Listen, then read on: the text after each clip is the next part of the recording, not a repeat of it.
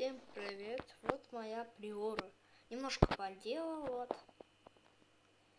И если хотите такую настройку на приору, давайте наберем 20 лайков. 20 лайков. И я сниму обзор, как сделать такую вот приору.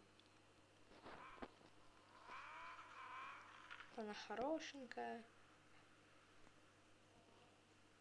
И сил мало, хоть в ней. Ну, она бомбовская. Ай-яй-яй. Ну, блин, правда, центр тяжести потом надо будет немножко другим делать. Ну, сделайте так, чтобы она у вас, ну, не делала вот это.